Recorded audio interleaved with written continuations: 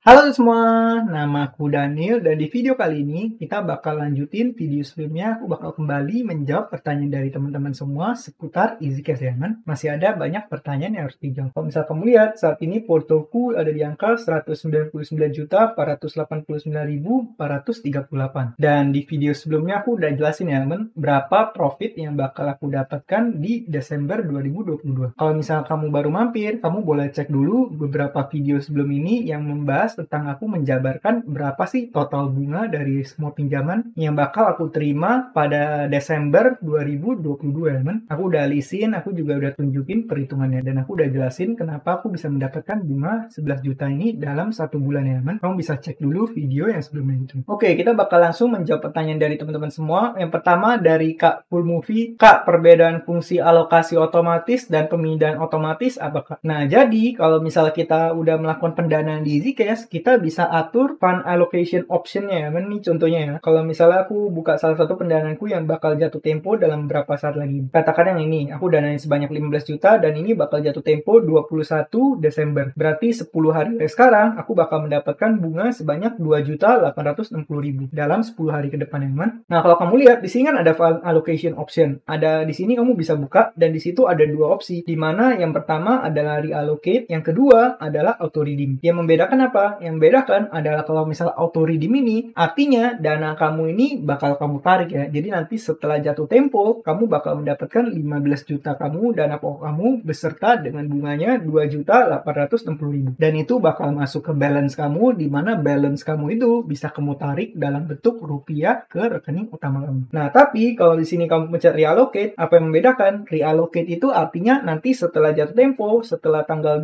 21 Desember 2022, dana kamu bakal kembali disalurkan dengan tenor yang sama. Jadi kalau misalnya di case ini, kalau misalnya aku pencet reallocate, nanti pada saat jatuh tempo di tanggal 21, yang bakal terjadi adalah dia bakal roll over lagi 15 juta ditambah 2.860.000. Jadi 17 juta sekian, 17,8 juta ini diinvestasikan lagi sehingga bakal jatuh tempo di tahun depan. Berarti sekitar tanggal mungkin sekitar 15 atau 16 Desember di 2023 ya men. Karena di sini termnya atau tenornya itu 360 hari, bukan 365 hari. Jadi bakal maju sebanyak 5 hari. Jadi seperti itu ya men. Kalau saranku pribadi, ya kamu kalau misal kamu pengen tarik, ya kamu aturnya menjadi auto redeem aja supaya nanti dana kamu bisa tarik. Dan kalau misal kamu pengen melanjutkan, kamu boleh juga atur menjadi reallocate. Kalau misal kamu nggak mau ribet, misalnya pengen kamu invest di sini, terus kamu tinggalin selama 5 atau 10 tahun, kamu nggak mau ngecek aplikasinya. Ya kalau kamu reallocate terus nggak apa-apa sih. Nanti setelah 5 tahun, ternyata dana kamu udah bertumbuh sampai banyak banget. Coba kalau saranku pribadi, sebaiknya kamu auto redeem aja, karena nanti kalau misalnya udah masuk ke balance, kan kamu bisa melakukan pendanaan lagi. Dan bahkan kamu bisa manfaatin kupon dan selain-lainnya, man. Jadi dengan kamu pakai auto redeem, itu lebih fleksibel, dananya bisa kamu tarik, bisa kamu danai kembali, dan juga bahkan kamu bisa pilih tenornya ulang. Karena kalau misalnya kamu pakai reallocate, itu dia tenornya bakal dipilihnya sama. Misalnya pendanaan ini 360 hari. Jadi kamu nggak bisa reallocate ke pendanaan yang tenor lain, tapi harus yang 360 hari juga ya, man. Jadi lebih fleksibel kalau kamu menggunakan auto redeem. Semoga membantu ya buat Kak Full Movie. Berikutnya dari Kitty Wonderland. Halo Kak, mau bertanya kenapa di aplikasi EasyCash tidak ada fitur auto redeem atau auto allocate ya? Kalau misalnya ini sepertinya sih ada bug di aplikasi kamu, karena nggak mungkin di aplikasinya nggak ada fitur ini ya, man. Karena dari awal aku mendanai di EasyCash, dari awal aku buka akun, juga ada fitur auto allocate dan auto redeem ini. Bahkan saat kamu pengen mendanai, itu pun kamu bisa setting ya, man. Kalau misalnya cara aksesnya gimana, kamu bisa simple, kamu buka ke bagian funding asset di sini, kamu klik, terus kamu bisa buka salah satu pendanaanmu. Mungkin aku buka yang salah satu pendanaanku yang bakal jatuh tempo di Januari 2023, yaitu yang ini ya, man, pendanaan periode 360 hari. Nah, kalau aku pencet klik di sini, kan di sini kamu bisa lihat fund allocation option. Kamu bisa tinggal klik bagian atas ini, dimana kamu bisa atur menjadi auto allocate ataupun auto redeem. Jadi kalau misalnya kamu udah ikutin step tadi dan kamu ternyata nggak ada opsi seperti ini, coba kamu update aplikasi EasyCashmu ke aplikasi EasyCash yang terbaru. Kalau misalnya masih nggak ada juga, kamu boleh coba tanya ke RM ataupun tim supportnya ya. Karena ini kendala teknis, aku nggak bisa bantu kalau soal ini. Dan aku juga nggak ngerti kenapa bisa seperti itu ya. Karena saya sudah menghubungi customer service EasyCash via telepon, tidak pernah bisa Kak. DM di official Instagram juga nggak ada balasan. Nanti uang saya kemana ya setelah jatuh tempo? Karena tidak ada fitur auto allocate atau auto redeem. Mohon infonya Kak, terima kasih. Nah, kalau saranku, kamu jangan coba masukin dana gede dulu ya. Kalau misalnya seperti ini, kamu coba masukin dana kecil dulu ya. Karena kan kamu masukin di nominal terkecilan dulu, yaitu 1 juta. Kamu coba aja dulu 1 juta, terus kamu ambil tenor yang paling pendek. Nanti kamu lihat setelah 1 juta itu jatuh tempo, kamu bakal dapat uangnya kembalinya kemana ya men. Karena kalau misalnya kamu download aplikasinya benar, harusnya sih ada ya fitur seperti ini. Dan juga pastikan kamu download aplikasinya itu jangan sembarangan install APK yang ada di internet ya men. Karena kalau misalnya kamu sembarangan install APK, takutnya aplikasi itu bukan aplikasi yang real, malah aplikasi seperti itu bisa dimanfaatkan oleh para hacker untuk mengambil atau mencuri data yang ada di HP kamu. Jadi pastikan kalau kamu download ini pun, downloadnya yang beneran dari Play Store, download yang official ya. Kamu boleh coba tanya konfirmasi ke RM-nya di grup Telegram, nanti pasti RM bisa bantu soal mengenai hal ini ya. Dan juga jangan masukin uang yang gede dulu ya, kamu masukin uang kecil buat ngetes dulu aja. Semoga membantu ya buat Kak Kitty Wonderland. Berikutnya dari Kak Muhammad Sandri, saya masih ragu kalau seandainya HP dan nomor kartunya hilang, terkena musibah, HP dicuri, DLL, berarti dananya hilang bang di aplikasi EasyCash atau bisa dicairkan. Saya pun masih bertanya-tanya sama pihak EasyCash. Mohon jawabannya dan terima kasih. Nah kalau misalnya di era sekarang ini, menurut aku mendanai seperti ini udah nggak perlu dikhawatirkan ya. Karena worst case scenario-nya apa? Worst case scenario kalau misalnya HP kamu hilang pun, kamu tetap bisa mendapatkan nomormu kembali. Caranya gimana? Kamu tinggal ke provider kamu, terus kamu tinggal ngelapor aja. Kalau misalnya nomor aku yang ini HP-nya hilang, atau misalnya nomornya HP-nya rusak, HP-nya kecemplung air, nomornya rusak kecemplung air, atau dimanapun, kamu tinggal lapor ke aplikasi provider pulsanya tersebut. Kamu bisa ke counternya dan kamu lapor secara offline. Nanti bisa dibuatkan kartu yang baru. Dan kalau misalnya terkait akunnya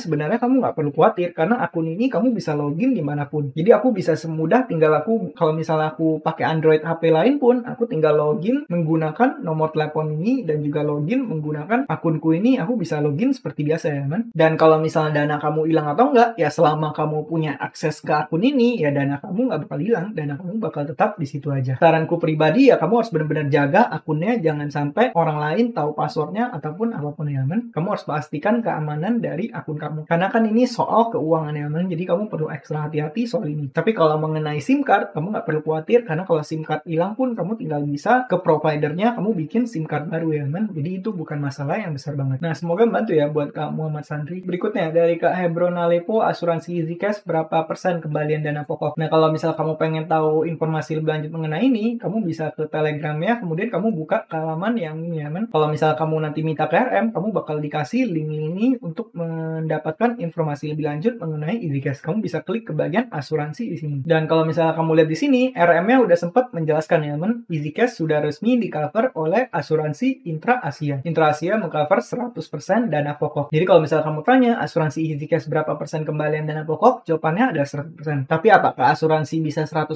diandalkan? Menurut aku nggak begitu bisa juga ya, karena walaupun udah ada asuransi sekalipun, bukan berarti ini sama sekali nggak ada resiko, ini jadi investasi yang super aman, terus uangnya nggak mungkin hilang. Menurut aku nggak seperti itu ya men. Kalau misalnya nanti terjadi gagal bayar secara masif, belum tentu asuransi kuat untuk mengganti, nalangin semua dana yang hilang tersebut. Jadi walau gimana pun, aku tetap mengkategorikan ini investasi yang tinggi resiko, dan aku nggak pernah taruh portofolioku besar di aplikasi EasyCash ini. Ini aku taruh hanya sekian persen dari portoku ya kan, sehingga kalau misalnya danaku lenyap di sini pun, aku nggak bakal kehilangan semua danaku, dan aku nggak bakal langsung kehilangan damage yang signifikan ke keseluruhan porto aku ya kan. Makanya aku cuma batasin ini hanya sekian persen dari portoku yang aku taruh di EasyCash ini. Buat informasi lanjut, kamu bisa langsung minta link dari RM-nya ya, nanti kamu bisa mendapatkan banyak informasi di halaman tersebut. Semoga membantu ya buat Kak Herbron Alepo. Berikutnya dari Kak Rahman Nurdiansyah, kenapa pada heboh resesi dah? Kan kemarin kita COVID juga resesi. Nah sebenarnya kenapa para investor-investor itu sangat heboh mengenai ini? Jawabannya adalah karena resesi itu bukan suatu hal yang hanya bisa dipandang sebagai suatu yang negatif, tapi resesi itu juga bisa dipandang sebagai suatu fenomena yang sifatnya positif, apalagi kalau misalnya kamu udah mempersiapkan diri kamu semasa resesi ya. Kita ambil contoh aja, kita di sini kita buka saham BBNI dan kita lihat performanya selama 5 tahun ke belakang. Nih kamu bisa lihat ya, di 2020 kan itu terjadi resesi, dan di sini kamu bisa lihat harga BBNI waktu itu ada di angka 3.340, dimana itu udah turun jauh banget dari harga tertingginya ya men. Kalau kamu lihat harga tertingginya itu mencapai angka 8.000, bahkan pernah menyentuh angka 9.000 rupiah. Nah Kalau misalnya harganya udah segini, kemudian pada saat resesi itu ternyata kamu udah mempersiapkan dengan baik. Kamu punya cash gede banget. Katakan kamu punya cash 1 miliar waktu itu. Dan cash itu kamu gunakan, kamu hajar semua beli di BBNI saat itu. Apa yang terjadi? Kamu bakal mendapatkan entry point-nya yang harganya bagus, yaitu 3.300 sekian. Kemudian kamu diemin selama beberapa tahun, uang kamu bakal bertumbuh secara signifikan. Katakan kamu dari waktu itu kamu beli BBNI di angka 3.000-an, kemudian sekarang kamu diemin sampai harganya sekarang udah menyentuh angka 9.000 sekian lagi. Artinya porto kamu bertumbuh sebanyak 185%. Uang kamu yang semula itu 1 miliar, sekarang udah menjadi berapa? Udah menjadi 2,8 miliar. Nah, jadi untuk menjawab pertanyaan Kak Rahmat Nurdiansyah, jawabannya kenapa heboh pada resesi? Karena resesi itu kalau kamu mengerti gimana cara memanfaatkannya, kamu bisa manfaatin itu untuk meningkatkan aset kamu secara signifikan ya. Karena yang namanya resesi itu biasa seringkali aset-aset itu harganya terdiskon. Dan kalau misalnya kamu udah mempersiapkan diri dengan baik, kamu punya banyak cadangan cash, likuiditas kamu tinggi, di resesi itu kamu bisa manfaatin, kamu belanja, kamu hajar aset-aset yang terdiskon. Misalnya orang yang properti harganya 1 miliar, tapi karena benar-benar udah resesi, orangnya butuh dana, udah nggak bisa ngapa-ngapain, terpaksa cuma jual 200 juta, dijual cuma 300 juta, ya itu kesempatan, kamu bisa mendapatkan aset yang harganya harusnya sekian, kamu beli di harga yang terdiskon. Sama halnya seperti saham ini. Dan ini nggak hanya terjadi di BBNI, ini terjadi di semua saham secara keseluruhan. Bahkan IHSG waktu itu udah drop banget. Kalau misal kamu nggak mau pusing, waktu itu kamu beli BBRI aja. Lihat, BBRI waktu itu di 2020 itu juga sama ya, men. Harganya hanya di angka 2.100 sekian. Kalau misal kamu beli sampai sekarang, kamu hold, itu udah plus 100% juga. Kamu kalau waktu itu kamu siapin 1 miliar buat beli BBRI, nggak usah pusing, kamu merem aja 2 tahun udah menjadi 2 miliar lebih ya, men. Jadi untuk menjawab Kak Rahmat Nurdiansyah, jawabannya kenapa pada heboh? Karena resesi ini bisa dimanfaatkan untuk kamu meningkatkan kekayaan kamu secara signifikan. Apalagi bagi kamu yang udah mengerti mengenai investasi ini ya. Nah, semoga jawaban ini bisa membantu buat kamu ya. Nah, untuk pertanyaan berikutnya mungkin aku bakal jawab di beberapa video lanjutan dari video ini ya kan. Mungkin bakal ada 1 atau 2 video lagi supaya aku bisa menjawab semua pertanyaan ini. Ada banyak banget pertanyaan yang masuk di sini. Mungkin sekian aja video kepada kali ini. Semoga video ini bermanfaat dan akhir kata jangan lupa untuk selalu invest semua. Sampai jumpa di video berikutnya. Bye.